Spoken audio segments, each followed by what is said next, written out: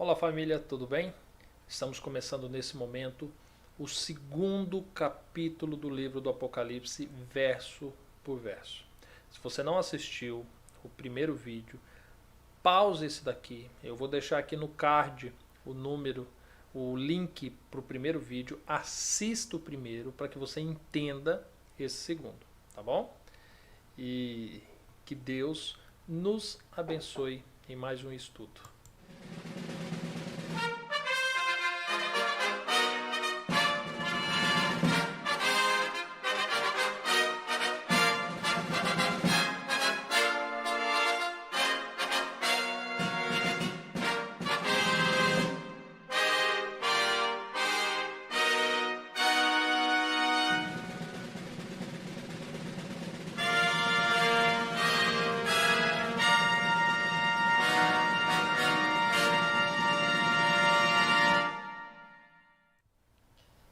Bem, agora nós estamos começando o segundo capítulo do livro do Apocalipse.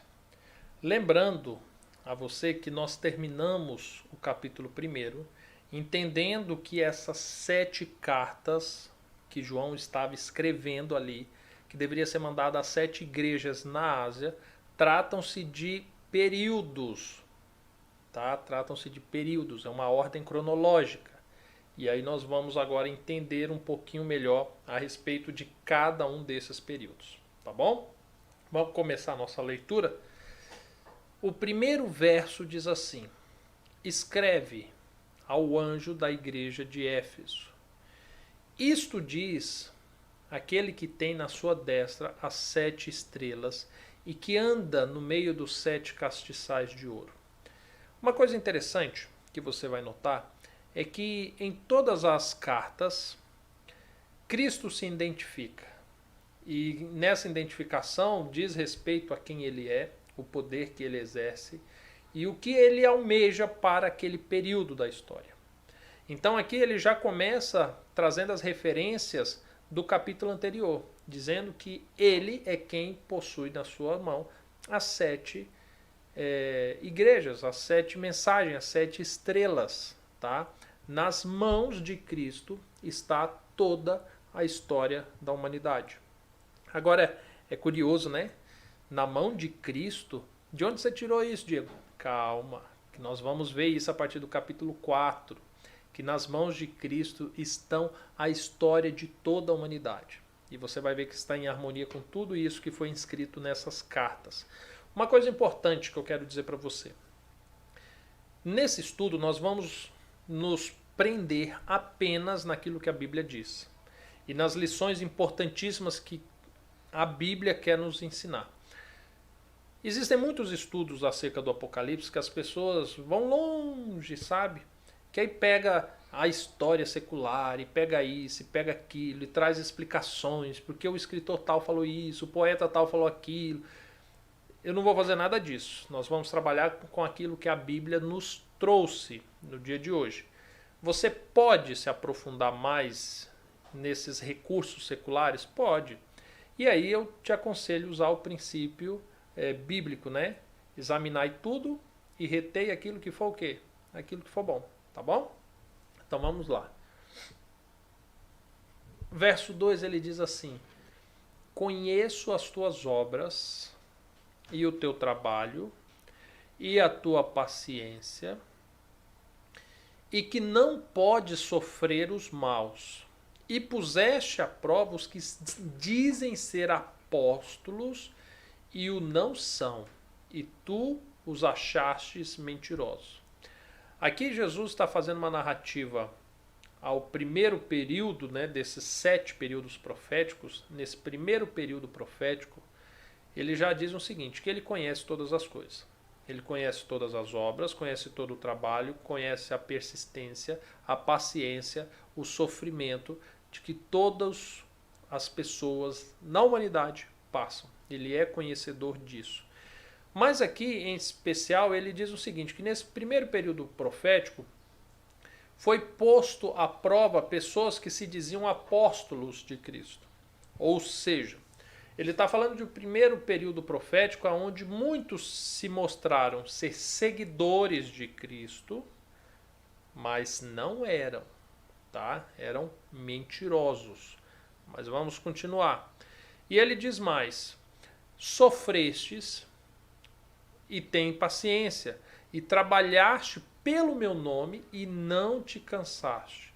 Olha só, num período onde surgiram falsos apóstolos, pessoas se dizendo seguidoras de Cristo, Cristo agora exalta um período onde muitos se levantaram, trabalharam pelo nome dele, pregaram acerca dele e não se cansaram, tá? Tenho, porém, contra ti que deixaste o teu primeiro amor. Lembra-te, pois, de onde caíste, e arrepende-te, e pratique as primeiras obras. Quando não, brevemente a ti virei, e tirarei do seu lugar o teu castiçal, e não, se não te arrependeres. Presta atenção uma coisa. Essas cartas são para quem? Lembra-se que essa carta trata-se de um período cronológico, tá? Então, você vai ter pessoas que vão se encaixar no início desse período, no meio desse período, no final desse período. O período vai se tratar de pessoas que estão nesse período e que elas podem estar colhendo a aprovação dessa narrativa quanto à reprovação dessa narrativa. Então, quando ele diz que ele conhece as obras desse período, que tem obras boas, ele também diz que tem obras más. Então aqui ele faz um apelo para aqueles que estão pregando a palavra dele, que estão anunciando, mas também faz um apelo para aqueles que se dizem falsos apóstolos, tá? Que se fazem falsos apóstolos. E agora aqui no verso 5 ele dá uma advertência. Ele diz assim que ainda no meio desses existem aqueles que esqueceram o primeiro amor. Primeiro amor? Será que existe isso? Existe um único amor. A diferença é que quando nós nos encontramos com esse amor, nós vivemos como se ele fosse o primeiro e único. Então aqui ele faz a referência das pessoas que conheceram a Deus, mas se afastaram de Deus, se afastaram do amor. E ele diz assim, olha, lembra de onde você caiu. Olha para trás, observa onde foi que você perdeu o encanto, o compromisso com o evangelho, com o reino dos céus, com a pregação da palavra, onde foi? O que aconteceu?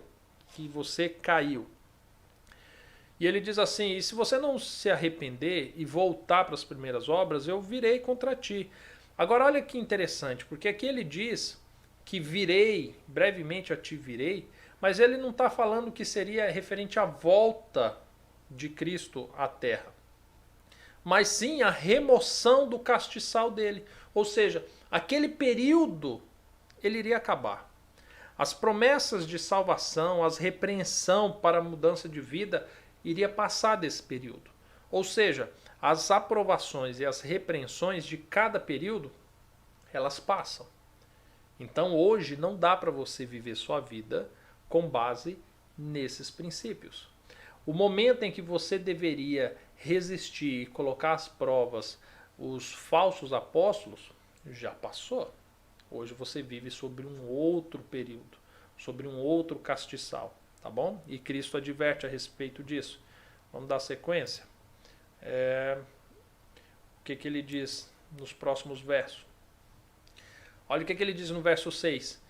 Tens, porém, isto, que odeia as obras do Nicolaítas, as quais eu também odeio.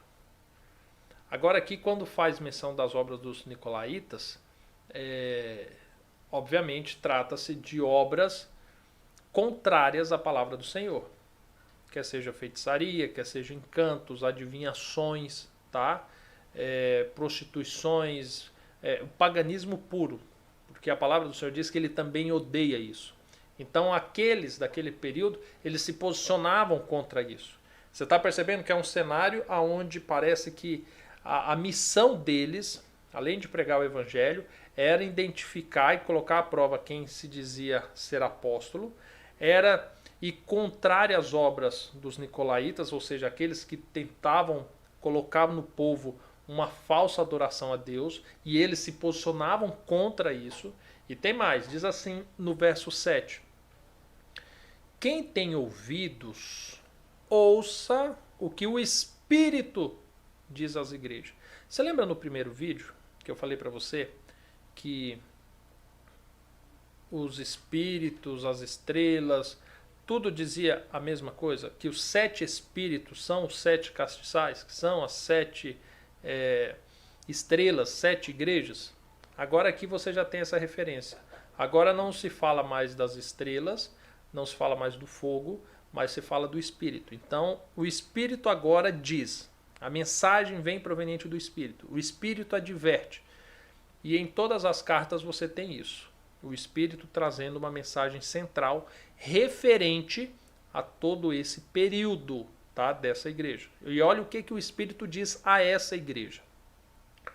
A quem vencer, dar-lhe-ei a comer da árvore da vida, que está no meio do paraíso de Deus. Presta atenção numa coisa.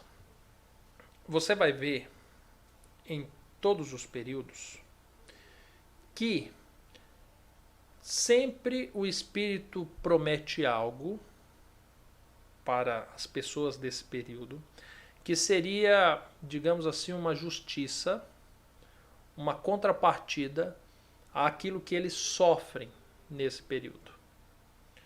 Aqui nós temos a narrativa de um primeiro período de pessoas que foram contrárias a falsos apóstolos, que foram contrários à obra dos nicolaítas, a um falso sistema de adoração, e eles pagaram caro por isso. Alguns vieram a desistir, por isso a mensagem de advertência para lembrar de onde caíste, e outros perderam a vida. Por isso a promessa de Cristo é o seguinte, do Espírito, que quem vencer vai comer da árvore da vida. Ou seja, a árvore da vida é aquela que renova as forças, que dá vigor, que cura as nações. Você já leu a respeito disso no livro de Ezequiel? Aqui no livro do Apocalipse nós também iremos ler nos últimos capítulos, tá? Então, para aqueles que se cansam, para aqueles que se fadigaram nesse primeiro período, eis que a recompensa é comer de um fruto que renova todas as forças para toda a eternidade, tá? E nós vamos ver isso em todas as cartas. Vamos para a próxima?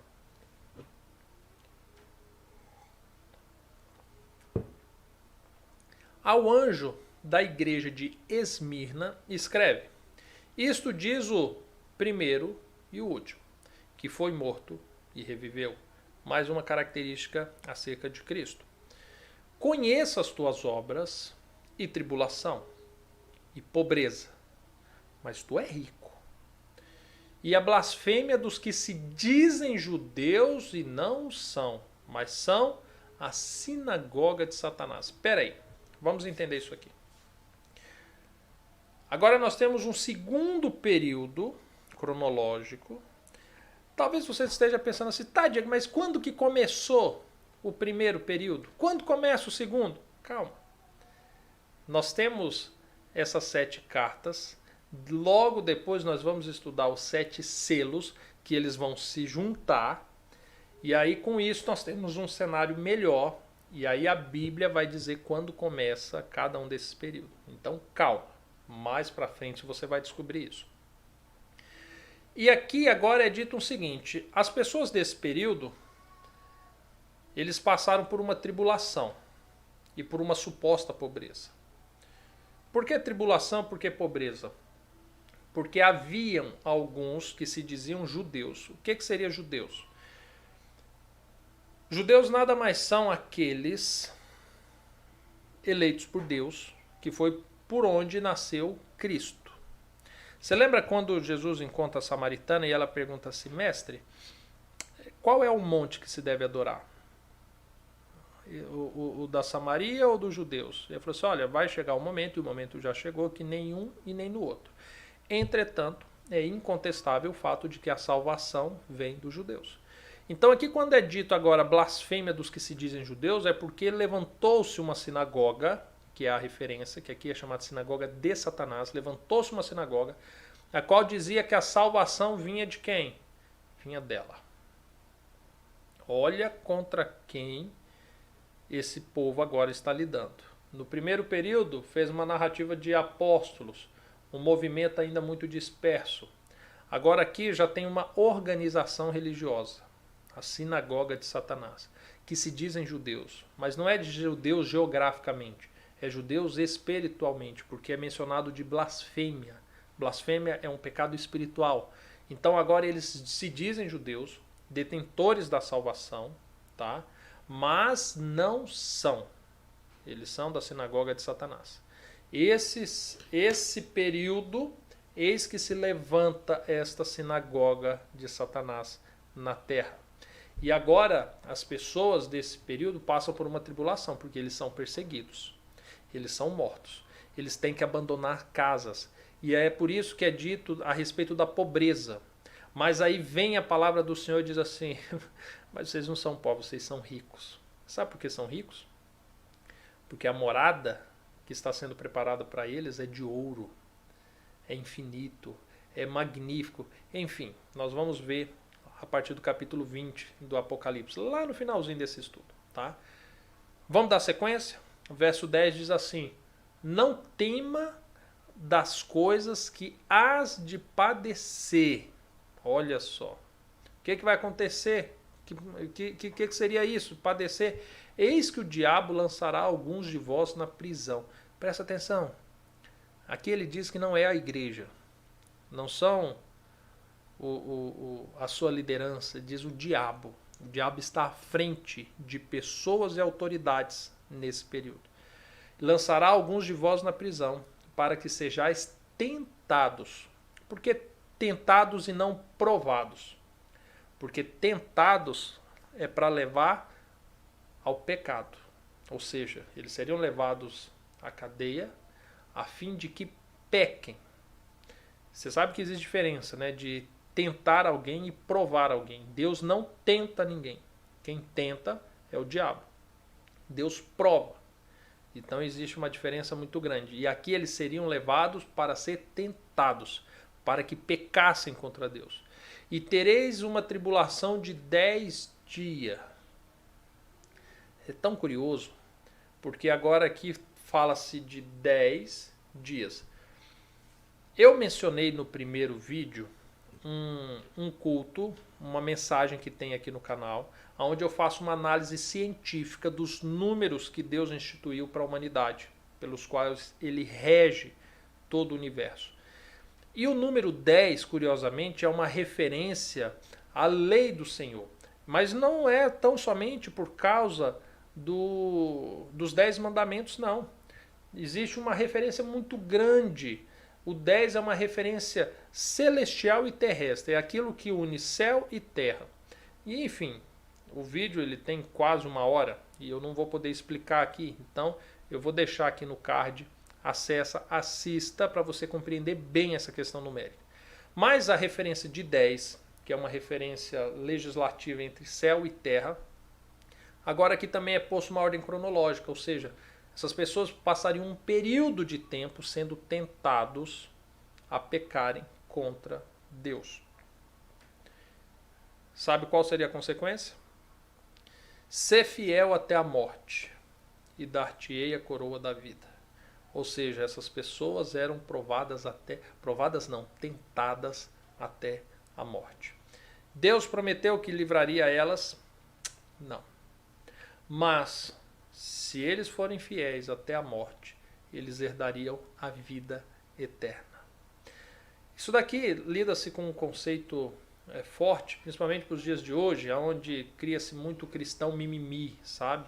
Cristão dondoquinha, o cristão da menina dos olhos de Deus, que acha que o cristão não pode passar por tentações, não passa por provas, que o cristão não pode morrer. Presta atenção, vamos conhecer mais a respeito de Jesus, porque ele é maravilhoso. E ainda aqueles que morreram nesse tempo herdaram a coroa da vida. Vamos dar sequência. Verso 11. Quem tem ouvidos, ouça o que o Espírito diz às igrejas. O que vencer não receberá o dano da segunda morte. Lembra que a primeira carta eu expliquei isso? Quando diz assim, ouça o que o Espírito diz, significa uma recompensa, uma contrapartida ao que esse período está passando. E aqui, como as pessoas são tentadas até a morte, nada mais justo do que a recompensa disso ser justamente a vida eterna. Sofrerá o dano da segunda morte? Que história é essa? Então significa que nós teremos ao longo da história duas mortes? Segunda morte. Eu vou até anotar aqui. Sabe por quê? Porque você vai entender a respeito dessa segunda morte lá para o capítulo 18, 19, 20.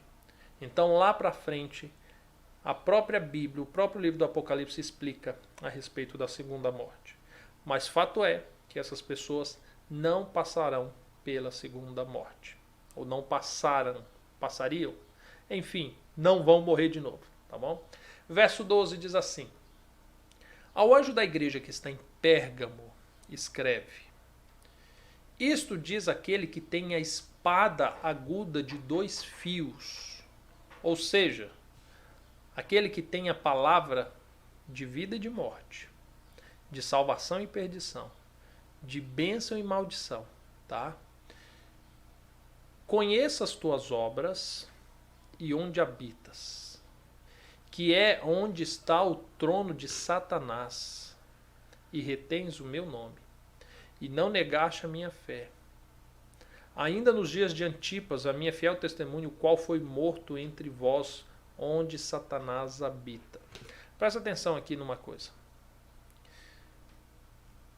Se aqui está falando que essa pessoa, nesse período, está vivendo aonde habita essa sinagoga de Satanás, o trono de Satanás, será que seria todo esse período referente a um único lugar? Ou será que essa sinagoga de Satanás chegou no mundo todo? Será que o seu poder já não se estendeu por todo o globo? Está entendendo? Ou seja, qualquer lugar da face da terra está sujeito ao trono de Satanás. E aqui agora é dito o seguinte: as pessoas desse período, embora agora essa sinagoga tenha se tornado poderosíssima, eles não negaram o nome de Cristo. E eles mantiveram a fé. Mas algumas poucas coisas que tenho contra ti, porque tens lá os que seguem a doutrina de Balaão, o qual ensinava Balaque a lançar tropeços diante dos filhos de Israel, para que comessem dos sacrifícios da idolatria e fornicassem. Presta atenção. Haviam, de fato, aqueles, que não negaram a fé de Jesus, não negaram o nome de Deus, mas ainda assim estavam sofrendo um pouquinho da contaminação dessa sinagoga de Satanás. E aqui ele usa a referência de Balaão, que ensinava a Balaque a lançar tropeços nos filhos de Israel.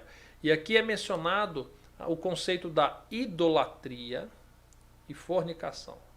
Aqui agora nós temos uma manifestação idólatra, e agora nós temos aqui uma contaminação dos casamentos, dos matrimônios. Tudo isso proveniente de uma religião, de uma sinagoga, a qual o Apocalipse chama de sinagoga de Satanás. Você está percebendo? Então, assim, por mais que as pessoas buscassem se opor, ainda assim haviam poucas coisas que ainda chegavam até elas. E pelo fato de chegar até elas, vem a advertência: olha, tenho poucas coisas contra ti, mas precisa ainda observar.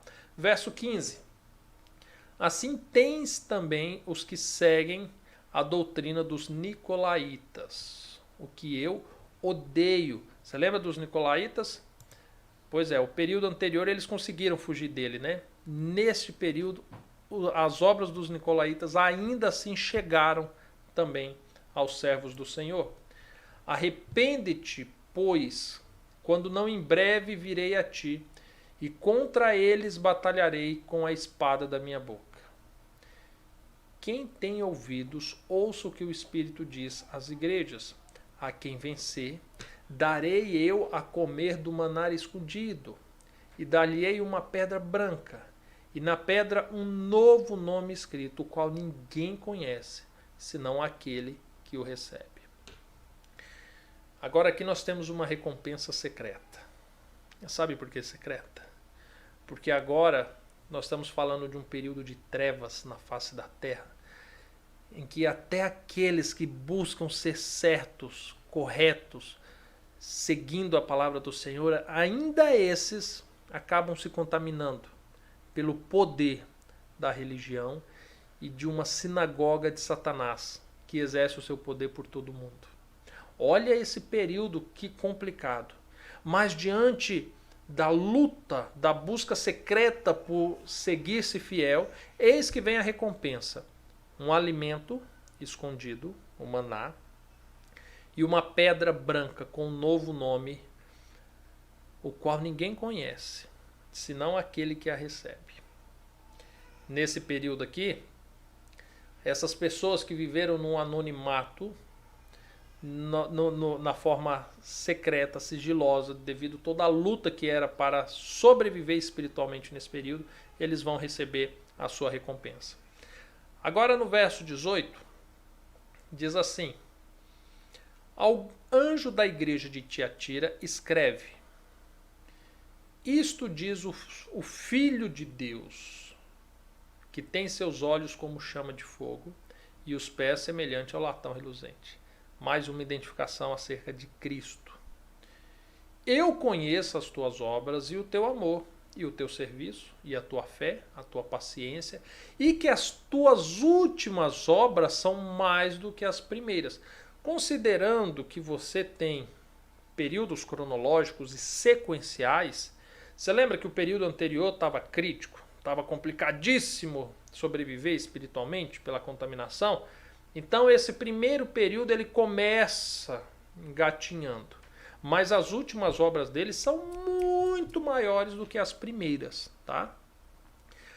Mas algumas poucas coisas tenho contra ti, que deixastes Jezabel, mulher que se diz profetiza, ensinar e enganar os meus servos para que forniquem e comam dos sacrifícios da idolatria. Presta atenção aqui. Quem foi Jezabel? Você lembra da história? Quem foi Jezabel?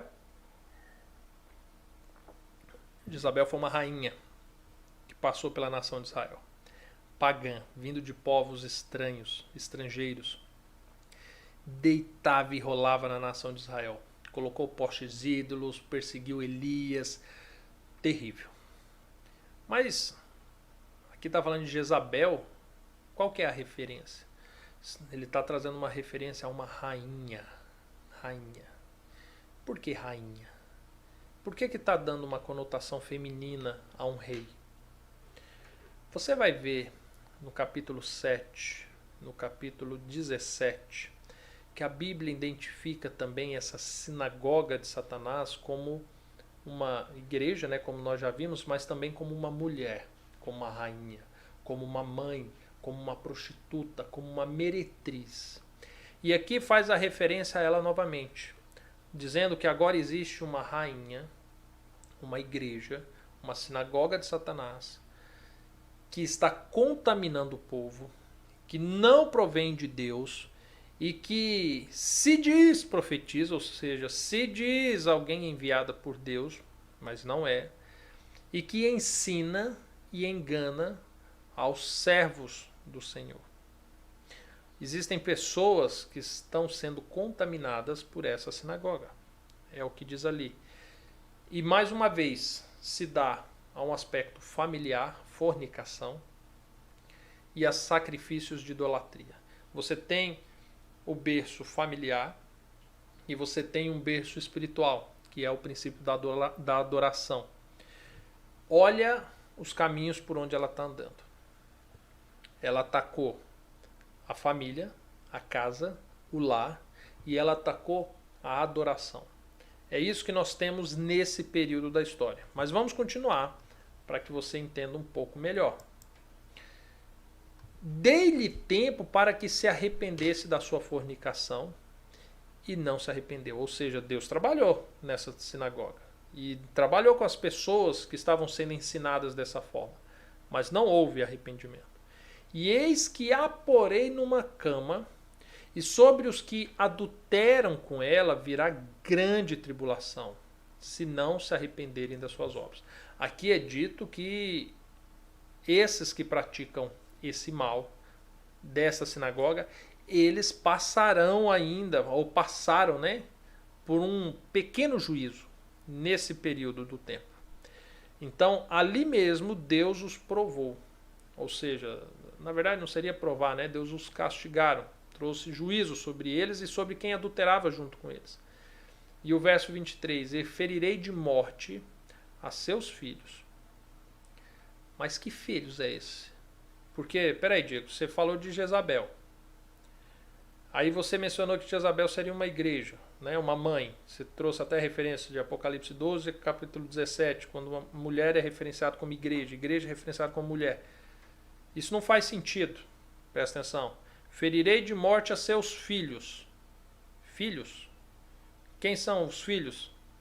E todas as igrejas saberão, viu? Os filhos dela são igreja. Jezabel aqui é uma grande igreja, é a mãe de todas as igrejas. Nós vamos estudar mais a fundo no capítulo 17. Eu sou aquele que sonda os rins e os corações. Curioso, né? Os rins. Porque fala em embriaguez. Tá pegando? E darei a cada um de vós segundo as vossas obras. Mas eu vos digo a vós, os restantes que estão em Tiatira, e a todos quanto não têm essa doutrina e não conheceram, como dizem as profundezas de Satanás, que outra carga vos não porei. Ou seja, aos que resistiram a todas essas mentiras, a esses ensinamentos, e passaram por essas provas, e enxergarão, né, ou enxergaram essa igreja passar por uma provação muito grande, a cair no leito de cama e tudo mais, vem as palavras de Deus e fala assim, olha, esta prova vai ser o suficiente, não terão outra carga além disso, tá? Outro fardo além disso. Mas o que você tiver, retenhas, para receber até que eu venha. E aí em seguida é dito, e ao que vencer e guardar até o fim as minhas obras, eu lhe darei poder sobre as nações.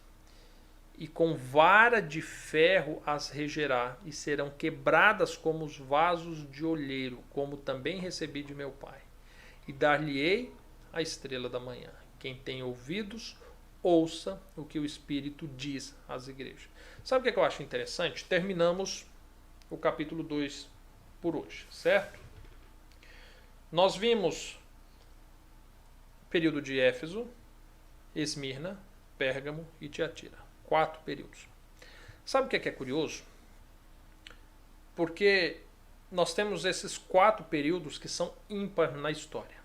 Quando você vê, a partir do capítulo 4, a abertura do livro com 7 selos, você também vai ver que a história dos selos são divididas em 2 grupos, os 4 primeiros e os 3 últimos. Esses 4 primeiros períodos da história trouxe uma referência muito forte à sinagoga de Satanás, a um período de perseguição, de contaminação doutrinária, né? Trouxe tudo isso.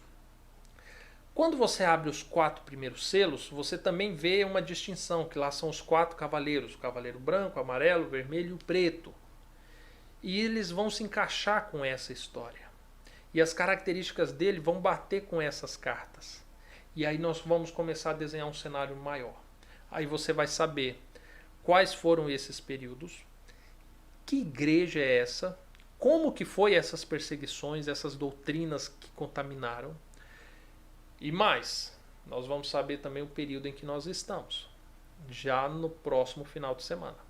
Agora terminando aqui, quando dá a promessa, né, de que será dado poder aos que vencerem, é porque neste período da história, essas pessoas que eram perseguidas e tudo mais, elas sofriam por não poder exercer a tua liberdade religiosa e elas eram oprimidas por esse poder. E agora a contrapartida é dar a elas o poder de reger a humanidade. Entretanto, nós sabemos que isso se dará com a pessoa de Cristo. Ele será o nosso rei, mas nós estaremos junto com ele. E dar-lhe-eis a estrela da manhã. A estrela da manhã. Alguns chamam, né, também de estrela de Davi, estrela da alva. Você sabe o que isso significa? Você vai saber mais à frente, tá? Quem tem ouvidos, ouça o que o Espírito está dizendo a você. Eu falei para vocês no primeiro vídeo que esse período cronológico das 7 igrejas só seria interessante o período que nos diz respeito, né? Mas quando nós olhamos para trás e entendemos tudo o que aconteceu na história, nós arrancamos grandes lições e valiosas lições para o nosso período.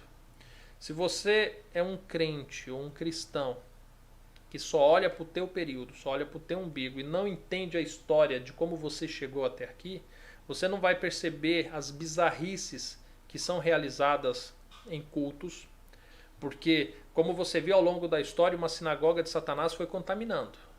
Né? Ele foi contaminando, foram mudando conceitos de casamento, de família, quando fala de pecado de fornicação, de adultério, foram fazendo o mesmo nos conceitos da adoração, fazendo referência às obras dos nicolaítas. Então, se hoje você chega numa igreja e tão somente você ergue a mão para cima e rodopia, presta atenção, você precisa conhecer a tua história. Você precisa saber o que chegou nos dias de hoje, fruto desta igreja, dessa sinagoga de Satanás, e o que de fato provém de Deus. Você precisa descobrir isso, para que você saiba exatamente a pessoa que você precisa ser no momento certo para ser usado por Deus. Tá bom? Pessoal, e eu já quero dizer para vocês o seguinte. O próximo estudo é sábado que vem. Todas as dúvidas que você tiver a respeito do estudo de hoje, coloca aqui nos comentários, tá bom? E nós vamos em breve fazer um vídeo, até a próxima semana vamos fazer um vídeo respondendo só as perguntas que vocês fizerem, de eventual dúvida que você teve deste vídeo, tá bom? Fiquem com Deus e nos encontramos amanhã, tá bom? Até mais, tchau, tchau.